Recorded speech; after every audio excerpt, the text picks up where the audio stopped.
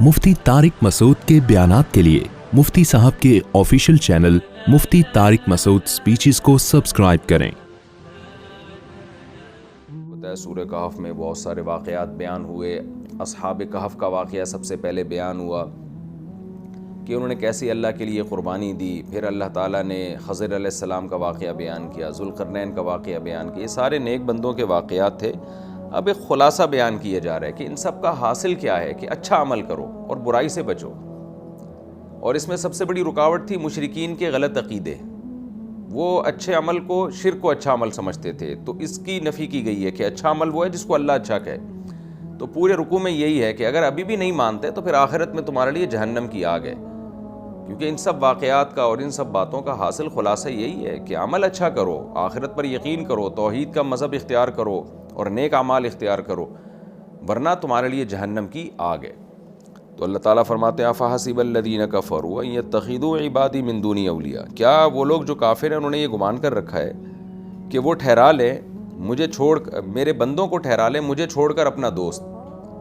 यानी इस तफसील जो हमने सूरह कहफ में बयान की है उसके बाद भी ये गुमान कर रखा है कि ये कोई ठीक अमल होगा कि ज़ुल्क़रनैन को फ़तह देने वाला अल्लाह, ख़ज़र अलैहिस्सलाम के पास मूसा अलैहिस्सलाम को भेजने वाले अल्लाह, फिर तकवीनी उमूर ख़ज़र अलैहिस्सलाम के ज़रिए कैसे कैसे काम अल्लाह कर रहा है, फिर अस्हाब कहफ को कैसे अल्लाह ने बचाया, और अल्लाह ने अपनी कितनी कुदरत और नेमतों, बाग़ वालों का वाक़या अल्लाह ने बयान किया कि अल्लाह पर एतमाद नहीं किया, तवक्कुल नहीं किया, कैसे उनका बाग़ हलाक हो गया। तो इन सब बातों के बाद फिर याजूज माजूज का अल्लाह ने बयान किया। तो इन सब बातों के बाद भी क्या तुम ये समझते हो कि ये कोई मुनासिब काम है कि तुम मेरे बंदों को, यानी जो मेरे ग़ुलाम हैं उनको माबूद बना लो। ग़ुलाम का भी माबूद हो सकता है, यानी औलिया यहाँ दोस्त से मुराद है, उनको माबूद बना लेना। इन्ना अतदना जहन्नम लिल काफिरीन नुज़ुला, ऐसे काफिरों के लिए तो हमने जहन्नम तैयार करके रखी है। नुज़ुला बतौर मेहमानी के, एक तहक्कुम कहते हैं इसको, यानी इसको मेहमानी तो नहीं है हकीकत में, लेकिन जब आप किसी को बड़ी शदीद वईद सुनाते हैं तो आप यही कहते हैं कि तू आ, मैं तेरा इकराम करूँगा जहर के ज़रिए। तो वहाँ इकराम का लफ्ज़ एक मजाज़न इस्तेमाल किया जाता है और उसको बयान करने के लिए कि ये जैसे इकराम में पूरा एहतमाम किया जाता है ना, तो तुझे मारने का भी हमने पूरा एहतमाम किया है। तो मजाज़न इसको मेहमान नवाजी से ताबीर किया जाता है, दावत से ताबीर किया जाता है। आगे अल्लाह फरमाते हैं कुल हल नुनब्बिउकुम बिल अख़सरीना आमाला, क्या हम तुम्हें उन लोगों को ना बताएं जो खसारे के एतबार से बहुत बड़े खसारे वाले हैं। बहुत बड़े खसारे वाला इसलिए कहा कि दो किस्म के लोग खसारे में होते हैं। एक वो जो बुरा अमल करें और उसको बुरा समझ के करें, उनको पता है कि हमें सज़ा मिलेगी इसकी, और सज़ा मिलती है, अल्लाह ताला हम सबको महफूज रखे। दूसरा वो लोग हैं जो बुरा अमल कर रहे हैं लेकिन ये समझ के कर रहे हैं कि ये अच्छा है, तो वो उम्मीदें लगा के बैठे होते हैं कि इसका हमें बहुत फ़ायदा होगा। तो ये ज़्यादा खसारे वाले लोग हैं, क्योंकि इनकी तो उम्मीदों पे बिल्कुल पानी फिर जाएगा। इनके साथ तो वो होगा जिनकी इनको तवक्को ही नहीं थी। एक आदमी इम्तिहान की तैयारी ही नहीं करता, एक तालिब इल्म, एक स्टूडेंट तैयारी ही नहीं करता, उसे पता है मैंने फ़ेल होना है, लेकिन एक तैयारी कर रहा है फ़िज़िक्स की, हालांकि पेपर जो है मैथ का आने वाला है। तो जब उसके सामने पेपर आएगा तो उसने तो इतनी मेहनत की होगी फ़िज़िक्स के लिए, और पता चला पेपर जो है वो मैथ का है जिसका आपको पता ही नहीं था कि तैयारी नहीं की, तो उसका गम कितना होगा। तो अल्लाह फरमाते हैं आओ हम तुम्हें बताते हैं, कुछ लोग दुनिया में ऐसे हैं जो आमाल के लिहाज से बड़े खसारे में हैं। ये वो लोग हैं अल्लज़ीना ज़ल्ल सअयुहुम फ़िल हयातिद दुनिया, की दुनिया की ज़िंदगी में ही इनकी कोशिश ज़ाया कर दी हमने, यानी आखिरत तक पहुँचने नहीं दिया उस कोशिश को। वहुम यहसबूना अन्नहुम युहसिनूना सुनआ, जबकि वो ये समझ रहे हैं कि वो बहुत ज़्यादा अच्छी कोशिशें कर रहे हैं और खुदा उनसे बहुत खुश हो रहा है और इन कोशिशों पे उनको बहुत ज़्यादा अजर मिलने वाला है। तो मुशरिक यही करता है ना, बिदती यही करता है, काफिर यही करता है।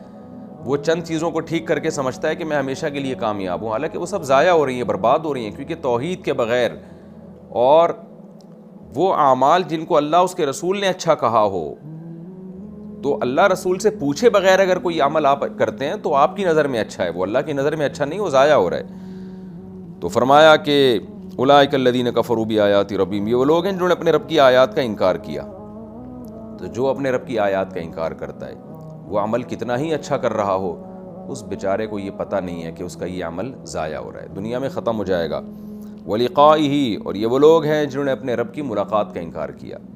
किसी का अगर ये अक़ीदा नहीं है कि क़यामत कायम होगी, मुझे मेरे अमाल का हिसाब व किताब देना पड़ेगा, تو قرآن سے پتہ چلتا ہے وہ کتنا ہی اچھا عمل کر لے، ساری انسانیت کو کھلائے، خدمت کرے اور دنیا کو امن سے بھر دے، لیکن اللہ کہتے ہیں کہ میری نظر میں اس کے عمل کی کوئی ویلیو نہیں ہے، کیونکہ اس نے میری باتوں پہ یقین نہیں کیا، اس کو اہمیت ہی نہیں دی۔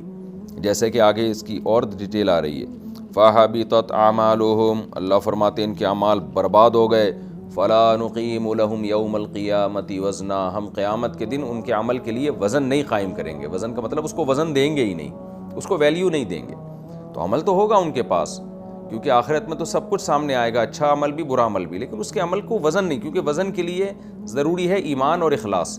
ایک آدمی ریاکاری کے ساتھ بہت اچھا عمل کرتا ہے، کروڑوں انسانوں کو کھانا کھلاتا ہے، بھوکوں کو زندگی دیتا ہے، لیکن اس کا مقصد اللہ کی رضا نہیں ہے، تو عمل کی کوالٹی کے لحاظ سے تو بہت، کوانٹٹی کے لحاظ سے تو بہت ہے، کوالٹی کے لحاظ سے اس میں وہ زیرو ہے۔ لیکن ایک آدمی آدھی کھجور دیتا ہے، نیت اللہ کو راضی کرنا ہے، تو اس آدھی کھجور کے صدقے میں بھی اللہ تعالیٰ بہت وزن ڈال دیں گے۔ تو اخلاص سے اور ایمان، ان دو چیزوں سے عمل میں وزن پیدا ہوتا ہے۔ تو اللہ کہتے ہیں ہم ان کے عمل کو قیامت کے دن وزن نہیں دیں گے۔ ذَلِكَ جَزَاؤُهُمْ جَهَنَّمْ، اور یہ ان کی جزا جہنم ہے، ان کو دکھا کے کہا جائے گا، بما کفروا، اس لیے کہ تم نے بہت بڑا جرم کیا تھا، تم نے خدا کا انکار کیا تھا۔ اب تم انسانیت کی خدمت کر کے یا لوگوں سے خوش اخلاقی سے پیش آ کے تم سمجھتے ہو کہ اچھا عمل کر رہے ہو، تو ٹھیک ہے اچھا عمل ہے، لیکن اس کے ساتھ ایک بہت برا جرم بھی تو تم نے کیا ہے نا، اپنے بنانے والے کا تم نے انکار کیا۔ وَاتَّخَذُوا آیَاتِي وَرُسُلِي ہُزُوًا، اور میری آیات اور میرے پیغمبروں کو مذاق بنا لیا۔ مذاق کا مطلب سیریس نہیں لیا ان کو۔ ہزوا یہ سنجیدگی جو ہے نا، جب ہم کوئی کام سنجیدگی سے کرتے ہیں اس کے اپوزٹ ہے یہ کہ ہزو۔ تو ہزل بھی اسی معنی میں آتا ہے، اور ہزوا کا معنی میں ذرا توہین کا عنصر زیادہ ہے کہ سیریس نہیں لیا اور اس کو بالکل اگنور کیا، اس کی کوئی ویلیو ہی نہیں دی تم نے اس کو۔ تو استہزاء اسے کہتے ہیں، ہزوا استہزاء ایک ہی مفہوم ہے ان کا۔ تو آپ دیکھ لینا آج بڑے ایجوکیٹڈ پڑھے لکھے لوگ جو بڑی انسانیت کی خدمت کر رہے ہیں، ان کو جب کہا جائے اس کائنات کو کسی نے بنایا ہے، اس کے کیا حکام ہیں، تو کہتے ہیں یار یہ مذہبی لوگوں کی باتیں ہیں، مذہب کے چکر میں نہیں پڑتے۔ تو آپ کیوں نہیں پڑھ رہے مذہب کے چکر میں؟ مذہب آپ کو بنانے والے کا انٹروڈکشن کروا رہا ہے، کریٹر کے بارے میں بتا رہا ہے کہ تم بھی پانی کے قطرے سے پیدا کیا، یہ ایسے ہی تھوڑی ہو گیا خود بخود، اور یہ سارا نظام چل رہا ہے، تم لذتوں سے لطف اندوز ہو رہے ہو، یہ کسی نے کیا ہے تمہارے لیے۔ لیکن لبرل لوگوں کو کوئی توجہ ہی نہیں ہوتی، ان کی نظر میں دنیا کا سب سے بور ترین ٹاپک وہ مذہب ہے، ہر چیز میں دلچسپی لیں گے، خدا سے ان کو کچھ بیر ہے، نہ خدا کا ذکر سنیں گے نہ خدا کا ذکر کریں گے۔ جیسے مشرکین کے بارے میں آتا ہے نا، وَإِذَا ذُكِرَ اللَّهُ وَحْدَهُ اشْمَأَزَّتْ قُلُوبُ الَّذِينَ لَا يُؤْمِنُونَ بِالْآخِرَةِ، کہ مشرکین کے سامنے جب اکیلے خدا کا ذکر کیا جائے نا تو ان کے دل تنگ ہونے لگتے ہیں، ایسے ڈپریشن میں جانے لگتے ہیں، یہ بور ہونے لگتے ہیں یہ۔ تو آج بھی آپ دیکھ لیں جو ہمارا ایجوکیٹڈ طبقہ جو مذہب سے دور ہے اور دولت اللہ نے اس کو دی ہے، وسائل دیے ہیں، ٹھیک ہے انسانیت کی خدمت کر رہا ہوگا وہ، لیکن جب اس کے سامنے خدا کا تذکرہ کیا جائے تو ان کے دل بھی تنگ ہونے لگتے ہیں، بور ہونے لگتے ہیں وہ کہ کوئی اور ٹاپک چھیڑو، اس سے کیا فائدہ ہمیں۔ تو یہی حال ہے، اللہ کہتے ہیں کہ انہوں نے میرے پیغمبروں کو اور میری آیات کو ایک مذاق بنا لیا تھا، اس کو سیریس نہیں لیا انہوں نے، یہ ان کا بہت بڑا جرم تھا۔ اس کے برعکس کچھ لوگ دوسرے تھے۔ قرآن کی عادت ہے جہاں برے لوگوں کا تذکرہ کرتا ہے وہاں اچھے لوگوں کا بھی تذکرہ کرتا ہے۔ ان الذین آمنوا وعملوا الصالحات، لیکن دوسری طرف وہ لوگ ہیں جو ایمان لائے اور انہوں نے نیک اعمال کیے، کانت لہم جنات الفردوس، ان کے لیے تو فردوس کے باغات ہیں۔ جنت الفردوس حدیث میں آتا ہے وہ مقام ہے جو اعلیٰ درجے کے جنتیوں کو ملے گا۔ تو قرآن میں یہاں اعلیٰ درجے کے مومن مراد ہوں گے۔ تو جو ایمان لائے اور نیک اعمال اختیار کیے تو اللہ تعالیٰ کہتے ہیں ان کے لیے جنت الفردوس ہے، نزلا بطور مہمانی کے۔ اس آیت سے یہ بھی پتہ چلتا ہے کہ ایمان اور اعمال صالحہ ان کے بغیر کامیابی نہیں ہے، صرف ایمان بھی کافی نہیں اور صرف اعمال صالحہ بھی کافی نہیں۔ اور یہ بھی پتہ چلتا ہے کہ جنت الفردوس جو بہت اعلیٰ جنت ہے، جو شخص بھی کبیرہ گناہوں سے بچے گا اور نیک اعمال کرے گا تو قرآن کے ظاہر سے پتہ چلتا ہے کہ اس کو جنت الفردوس ہی ملے گی جو اعلیٰ درجے کی جنت ہے۔ جو کم درجے کی جنت ہے شاید پھر وہ گناہگار مسلمانوں کے لیے ہو کہ جن کو کسی سفارش کی وجہ سے ان کے گناہ معاف ہو جائیں، یا وہ کہ اپنی سزا جہنم میں بھگتنے کے بعد جہنم سے نکلیں۔ تو بظاہر ایسا لگتا ہے کہ جنت الفردوس عام مسلمانوں کے لیے جو کبیرہ گناہوں سے بچتے ہیں، اور اس سے نیچے کی جنت ان لوگوں کے لیے جن سے گناہ ہو گیا، تو کسی کی شفاعت کی وجہ سے قیامت کے دن بخشش ہو گئی، یا جہنم میں سزا کھانے کے بعد پھر وہ جنت میں جائیں گے۔ واللہ عالم۔ فرمایا خالدین فیہا، یہ اس جنت میں ہمیشہ رہیں گے، لا یبغون عنہا حولا، اور کبھی بھی نہیں چاہیں گے کہ یہ جنت سے نکلیں۔ یعنی اتنی خوبصورت، اتنی پیاری جنت ہوگی کہ بور نہیں ہوں گے وہاں پہ۔ آپ کو پتہ ہے انسان کو کیسی ہی لگژری لائف دے دی جائے، ایک وقت کے بعد وہ اس لائف سے تھکتا ہے، وہ چاہتا ہے اس سے کچھ آگے کا ملے مجھے۔ ہم نے دیکھا ہے مالداروں کے پاس گاڑیاں آتی ہیں، بڑی بڑی گاڑیاں، پھر وہ کچھ وقت کے بعد اس گاڑی کو چینج کرنے کا سوچتے ہیں، یار اس کو بیچو دوسری لو۔ موبائل آپ دیکھ لیں نا، نیا جیسی ورژن آتا ہے، پرانا والا برا لگنے لگتا ہے مالداروں کو، کہتے ہیں نیا موبائل آنا چاہیے۔ تو انسان کی طبیعت میں ہے کہ وہ بہت جلدی اکتا جاتا ہے۔ تو اللہ کہتے ہیں وہ جنت اتنی خوبصورت ہوگی کہ اکتائے گا نہیں، وہ نہیں چاہے گا کہ نہیں ہے اللہ اب یہ والی جنت سے نکال کے کسی اور جنت میں بھیج دے مجھے، نا نا نا نا، لا یبغون عنہا حولا، وہ اس سے دور ہونا ہی نہیں چاہیں گے۔ قل لو کان البحر مدادا لکلمات ربی۔ اب اللہ کہتے ہیں کہ یہ جو دنیا پرست لوگ اللہ کا نام آتے ہی ان کے دل تنگ ہونا شروع ہو جاتے ہیں، یہ اللہ کو ویلیو نہیں دیتے۔ جب اللہ کو نہیں دیتے تو ظاہر ہے اس کی نشانیاں اور اس کے پیغمبروں کو بھی ویلیو نہیں دیتے۔ تو اللہ اپنی ویلیو بتا رہا ہے کہ اللہ وہ ذات ہے کہ اگر تم اس کی تعریف میں لکھنا شروع کرو، اور یہ جو سمندر کا پانی ہے یہ سیاہی ہو، اور اس سیاہی سے تم لکھنا شروع کرو، سمندر کے سمندر ختم ہو جائیں گے، خدا کے تعریفی کلمات ختم نہیں ہوں گے، پھر بھی خدا کا حق نہیں ادا کر سکتے۔ آج دیکھیں نا، کوئی گاڑی کی تعریف کرتا ہے، فوراً ہمارا دل چاہتا ہے یہ گاڑی کاش میرے پاس ہوتی۔ کوئی کسی کے حسن و جمال کی تعریف کرے گا تو انسان کا دل چاہتا ہے کاش میرا اس سے ریلیشن ہو جاتا، میرا اس سے نکاح ہو جاتا۔ کوئی کسی کی پرسنالٹی کی بات کرے گا تو انسان کی طبیعت اس کی طرف مائل ہوتی ہے۔ کوئی کسی خوبصورت بنگلے کی بات کرے گا، انسان کا دل چاہتا ہے کہ یہ بنگلہ مجھے مل جائے۔ کوئی کسی کنٹری کی بات کرے گا، بہت خوبصورت کنٹری، انسان کا دل چاہے گا کاش میں وہاں جا کے رہنا شروع کر دوں۔ تو تھوڑی سی تعریف میں انسان ہل جاتا ہے اور اس کو ویلیو دینا شروع کر دیتا ہے۔ تو اللہ کہتے ہیں یہ تم کیسے ہو کہ خدا وہ ذات ہے کہ اس کے جمال کو، اس کے کمالات کو، اس کے احسانات کو، یہ ساری چیزیں اللہ کی تعریفی کلمات ہیں۔ اللہ کے احسانات، کہ اس نے اپنے بندوں پہ کیا کیا احسانات کیے، اللہ کے کمالات کہ اس کے کیا کیا کمالات ہیں، کیسے انڈے سے چوزا نکالتا ہے، کیسے منی کے قطرے میں آنکھ ناک کان دل دماغ جگر بنا دیتا ہے، اور اس کا جمال، اس کے حسن و جمال کو بیان کیا جائے، اس کی طاقت اور قدرت کی کتنا پاورفل ہے۔ یہ تمام چیزیں کسی بھی شخص، کسی بھی ذات کی تعریفی کلمات کہلاتے ہیں۔ تو اللہ کہتے ہیں کہ اے نبی آپ ان کو بتا دیجئے میرا رب وہ ذات ہے کہ سمندروں کی سیاہی سے میرے رب کی تعریف میں کلمات اگر تم لکھنا شروع کرو، لنفد البحر، سمندر خشک ہو جائیں گے، قبل ان تنفد کلمات ربی، اس سے پہلے کہ میرے رب کے کلمات ختم ہو، ولو جینا بمثلہ مددا، اگر ہم اس سے جیسے اور سمندر بھی لے آئیں تو بھی لکھتے لکھتے قلم گھس جائیں گے۔ قرآن میں یہی مضمون سورہ لقمان میں ہے کہ ساری دنیا کے درخت اگر قلم بن جائیں تو ان درختوں سے آپ لکھنا شروع کریں تو درختوں کی لکڑی ختم ہو جائے گی اور اللہ کے تعریفی کلمات ختم نہیں ہوں گے۔ قل انما انا بشر مثلکم، کیا زبردست کلام ہے، آپ دیکھیں نبی کی دعوت میں کتنی کلیئرٹی ہے۔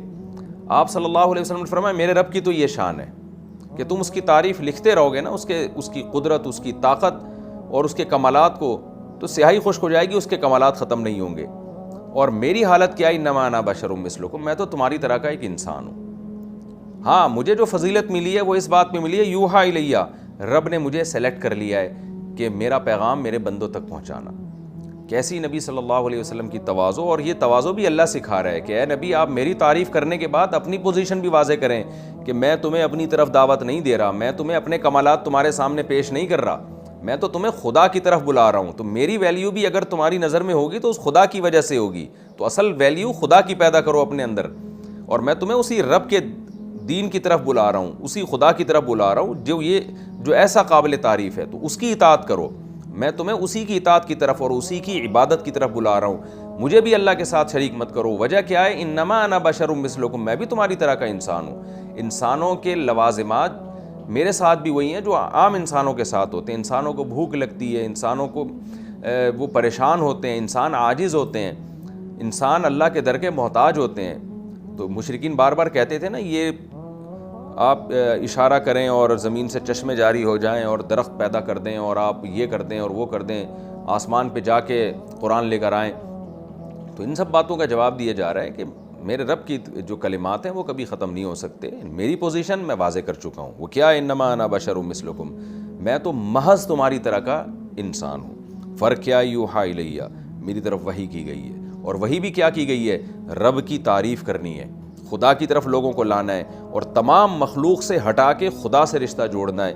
وہ کیا وہی ہے؟ انما الہکم الہ واحد، عبادت کے لائق صرف ایک ہی الہ ہے، غلامی صرف اسی کی ہوگی، میری بھی نہیں ہوگی، میری اطاعت ہوگی، عبادت صرف خدا کی ہوگی.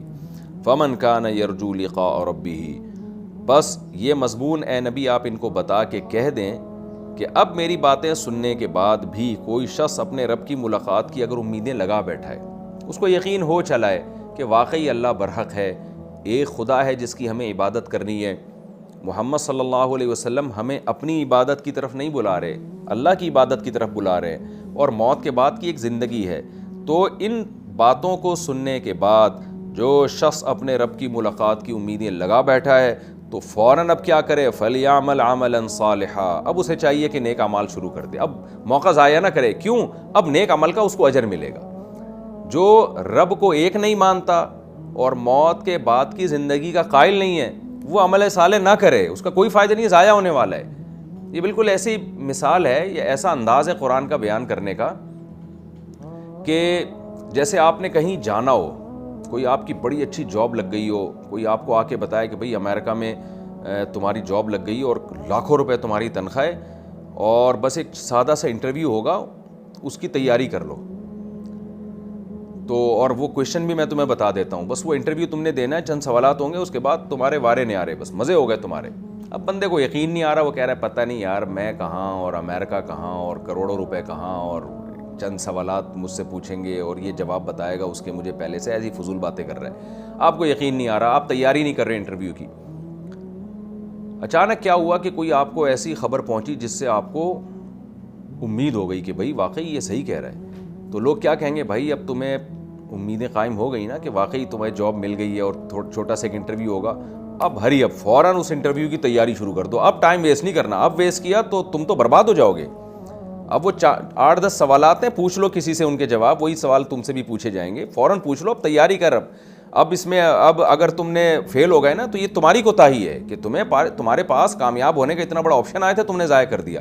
بالکل یہی انداز اللہ تعالیٰ کا ہے کہ اللہ تعالیٰ سورہ کہف کے آخر میں فرماتے ہیں کہ دیکھو جو اپنے رب سے ملاقات کی امید لگا بیٹھا ہے نا ہمارے بتانے سے، ہمارے دلائل سے، فَلْيَعْمَلْ عَمَلًا صَالِحًا، اب وہ نیک اعمال شروع کر دے، اب وہ اس کامیابی کے موقع کو ضائع نہ ہونے دے. وَلَا يُشْرِكْ بِعِبَادَةِ رَبِّهِ أَحَدًا، اور یہ نہ کرے کہ نیک اعمال کے ساتھ شرک کر کے اس عمل کو ضائع کر دے، کیونکہ ہم نے دونوں مضامین بیان کر دیے کہ توحید کے بغیر عمل قبول نہیں ہے. انما الہکم الہ واحد، تو ایک الہ کو الہ مانتا رہے، کبھی کسی کے بہکاوے میں آ کے یا رسول اللہ مدد، یا علی مدد، اور یا غوث اعظم مدد، یا قبروں پہ سجدہ کرنا اور جو ہے اللہ کے سوا کسی کو پکارنا شروع کر دینا، کبھی کسی کے بہکاوے میں آ کے یہ کام نہ کرے. موت تک توحید پر قائم رہے، رب سے ملاقات کی امید رکھے. یہ دو عقیدے جس کو مل گئے، اب وہ اعمال صالحہ میں آگے سے آگے بڑھے، کیونکہ اب اس کے اعمال کی ویلیو ہے کم سے کم ایک نیکی پہ میں 10 گنا تو دوں گا اور بعض دفعہ بہت زیادہ بڑھا دوں گا. اس کے لیے اب کامیابی کے دروازے میں نے کھول دیے. ہم کتنے خوش قسمت ہیں کہ ہم توحید پرست بھی ہیں اور ہم اللہ سے ملاقات کا یقین بھی رکھتے ہیں، لیکن کتنے بدقسمت ہیں کہ اس کے باوجود ہم اس کامیابی کے لیے محنت نہیں کر رہے جس کامیابی کی اللہ ہمیں خوشخبریاں سنا رہا ہے. آج مسلمان قوم اعمال میں کتنی پیچھے ہے، حالانکہ ان کو تو اعمال میں غیر مسلموں سے زیادہ آگے ہونا چاہیے. میں لوگوں کو اکثر یہ بات بتاتا ہوں کہ غیر مسلم میں ایمانداری آپ کو بہت سے غیر مسلموں میں نظر آئے گی، حالانکہ اس ایمانداری کا ان کو آخرت میں کوئی فائدہ نہیں ہے، جبکہ مسلمان کو تو سچ بولنے کا دنیا سے زیادہ آخرت میں فائدہ ہے، معاہدے پورے کرنے کا دنیا سے زیادہ آخرت میں فائدہ ہے، ملک اور قوم کے ساتھ وفا کرنے کا دنیا سے زیادہ آخرت میں فائدہ ہے، ایمانداری کے ساتھ تجارت کرنے کا غیر مسلم کو صرف دنیا میں فائدہ ہے کہ اس کے بزنس پہ، اس کی بات پہ لوگوں کو، پروڈکٹ پہ لوگوں کو اعتماد آتا ہے، جبکہ مسلمان کو دنیا سے زیادہ آخرت میں فائدہ ہے. تو مسلمان کو تو اچھے کاموں میں کافر سے 20 گنا آگے ہونا چاہیے، کیونکہ اس کو بہت زیادہ اجر مل رہا ہے.